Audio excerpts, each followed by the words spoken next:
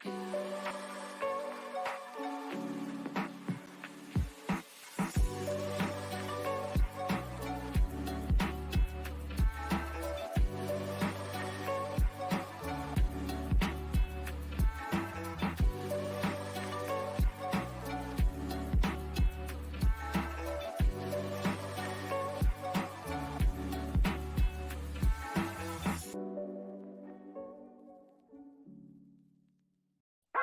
morning, troublemakers. It is Tuesday, February 15th. Today we're talking about a bunch of stuff. We have a bunch of stickers. We're arguing tax issues, and Cars.com has a really awesome report. Let's get into it. It's already Tuesday. Everywhere I go, the people really want to know who I is and who I be. They stop. Oh, man. I left my blue light glasses on. You did? Those are not Nashville Kyle. Actually, you know what? What we can do is anytime I got a nerd thing to do, I'll just kind of bring these on and put them on. You get your little white, your little piece of white tape for the middle of those glasses.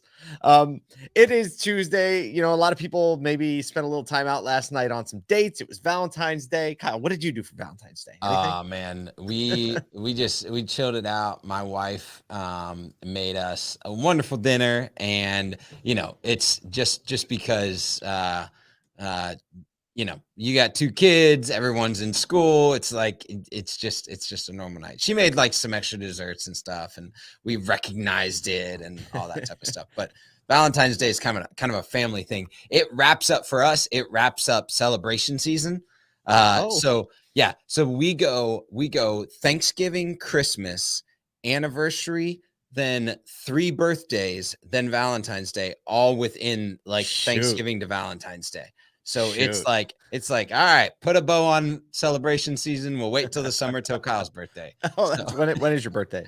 July. So all right, I got a little bit of waiting to do. Mid-year. Yeah, it was pretty quiet house at the Dailies last night. We don't do a ton for Valentine's Day. Just a lot going on right now. Right, a lot going on. It's all good. It's all good. You can't tell me commercial America when to express love to my family. He's like, AKA, we were really busy. We were busy. We were just doing stuff. Yeah, we were. Hey, we have some fun stuff to talk about today. One of the big things is like stickers showed up yesterday. Yes. So we have a whole barrage of stickers, from ones that say I'm an automotive troublemaker, which isn't on the screen right now, to ones that help you with the proper pronunciation of a SO2. Some no crisis can win, some it's a good day to make trouble. So how do you get stickers? So glad you asked. It's really easy and it's free. All you have to do is go to aso2.com, or if you already get the email, sign up for the email. If you already get it, all you have to do is share it. Share it with 3 people. Yeah. We'll mail you stickers in the actual mail. So now if you've done that, we've had a bunch of people sharing the email. Stickers are the entry level prize. You can win all the way up to Kyle coming over and cooking dinner, mowing your lawn, everything in between. But for those of you who already hit 3, and there's a lot of you, sticker fulfillment will begin. A bunch of the other swag is on its way in. What else we got to talk about today? Clubhouse anyone? Yeah. I've really enjoyed the Clubhouse rooms, whether they've been, 25 people or 100 people. It's really been engaging, encouraging. There's different topics each week that range across like culture, HR issues, technology, marketing, and then even like just operational type stuff at a dealership's level. So we're picking apart all different parts of the industry, and so no matter what day you're in, you're probably going to get a little bit of that flavor no matter what. Yeah, it's real talk. Real talk in the Clubhouse rooms. So yeah, man. Last week we got deep too in a couple of the rooms. It was really it's going to happen again this week for sure. Today we have Minority Motors and talk about innovation that wows in service. Having a lot of sales conversations all the time. We're digging into service. Perry Watson, Damon Lester going to lead that room. Always a great group. Tomorrow we have a real fun one. Always our Wednesday rooms are so fun. Automotive Pitch Tank. What do we have companies yet, or we're not talking about them yet? We got a couple. We're still, if you are interested, we're locking down. We got one more slot. It's funny. Everybody that I'm, messaging or texting that's been interested is like, yep, traveling this week in dealers going around. Right. So, which is cool because it's like, back in the day it was, I'm just sitting at the house. During COVID. Yeah. I'll be on Pitch Tank. Sure. I'll make up a company. Right. So, but we're stacked up the next couple of weeks, which is interesting, heading into NADA, but it's, that's just been a super exciting one because we've just been diving into some really, really cool companies. I mean, talking about crypto, OTT on Amazon with dynamic trade values. I mean, just some really, really cool stuff. So I know that everybody who's coming to Pitch Tank is really trying to bring their A game these days. And it's great. So you'll hear some companies pitch, 3-minute pitch only. So you get 3 all in one quick shot, and you hear some expert commentary on those pitches to help you know what to think. Wednesday, we're talking in the Women Inspiring Automotive Room. We are talking about the Great Resignation, how it applies to auto, and have some real great experts in the room. Thank you very much, Amberly. We appreciate you reading. Amberly said she's loving the newsletter. Oh, yeah. Sorry. I always forget, like, for the audio version, Kyle's like, they didn't see what you just put on the screen. Exactly. Let's talk about a little news today. Man, so coming off the Super Bowl hangover a little bit, but cars.com released some pretty awesome organic data, didn't they? Yeah, it was really interesting. And I think they did this last year with particularly around Vroom and the Vroom commercial and some of the data that they were seeing. But it was interesting to see just the increase in EV page views. So an 80% increase over like a 24-hour period in EV page views. And then also brand pages seeing a 217% lift on advertisers. So you're getting like people that are advertising seeing higher traffic leaning into EVs, Polestar having massive spikes, which is a big deal for Polestar and for Volvo, right? A company that's had an EV brand for a long time, but it's now bringing it into the spotlight. Actually, I was on a text thread that people were like, oh, Polestar, they're that disruptors, and it's like, oh no, that's Volvo. So yeah, don't worry about it. Yeah. You know what? It's funny because if you just look at the car, it's the one that I was the least familiar with.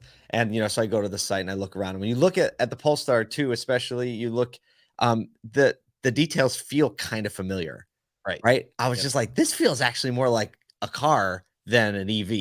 Yes. If you know what I mean. But we put the link to the article in the show notes, and they're going to be in the show notes on the live stream and on the podcast. It's a really great article. You should go check it out. There's a bunch of other data. They rank the advertisers in order by what the traffic spikes were. It's just a fun article to read. We'll probably include it in tomorrow's pushback email.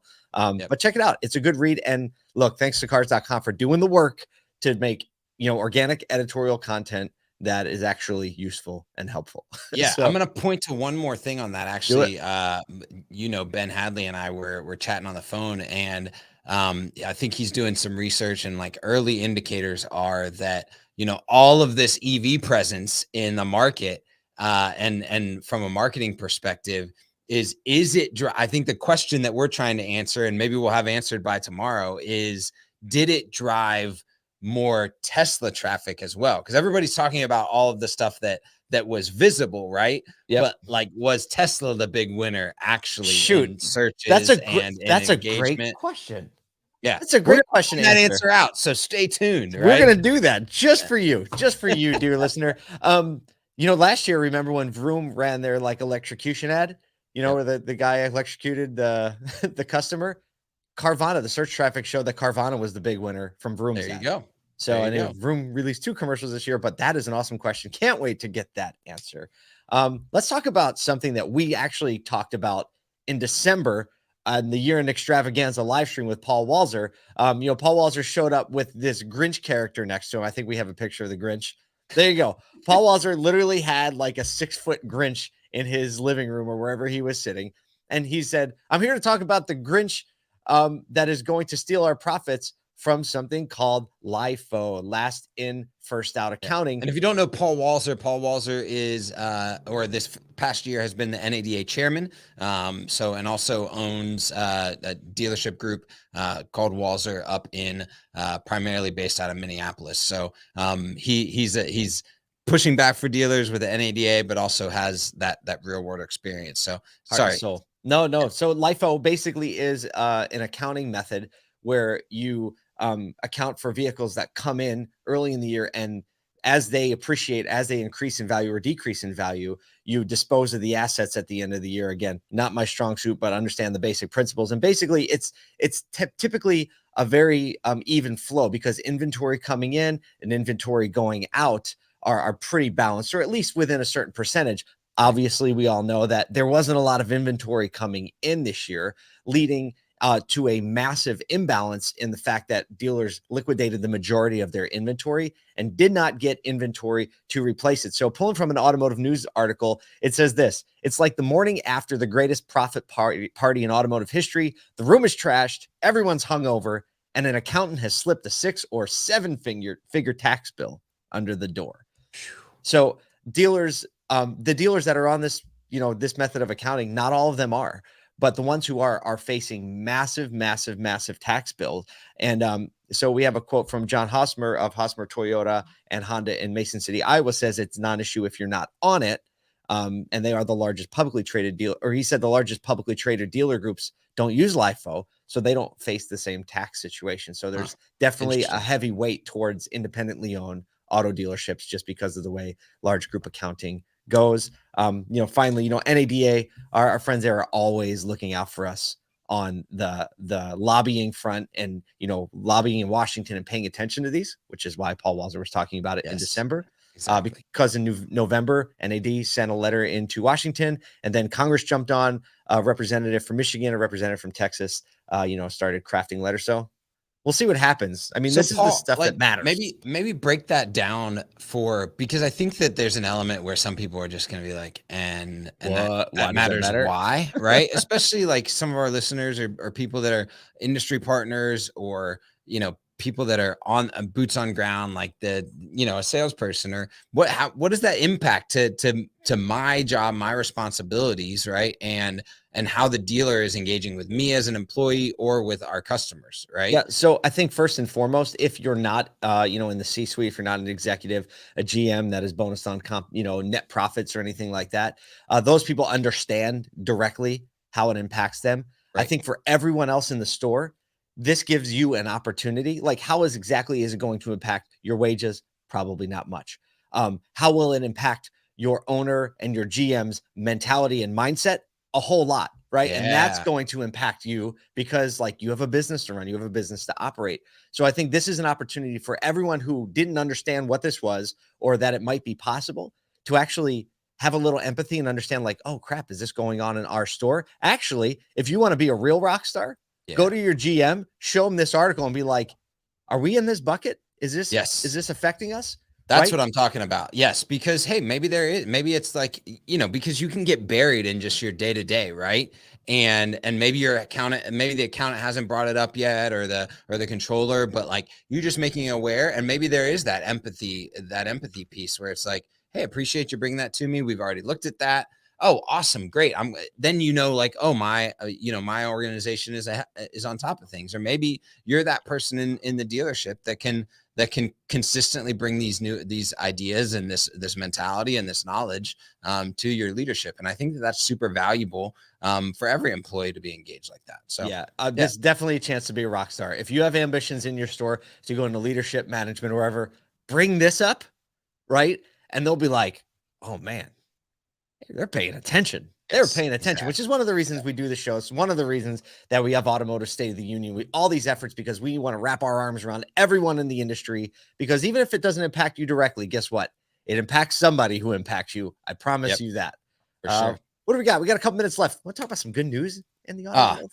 Some really good news. And we love like seeing these stories, pop up and come up across automotive news. And so we just saw that earlier this week, Jim Ellis, a dealer group out of the Atlanta metro area, donated over $68,000 to Atlanta Children's Shelter. So it's really, really cool because you've got a donation that's going to help homeless children with scholarships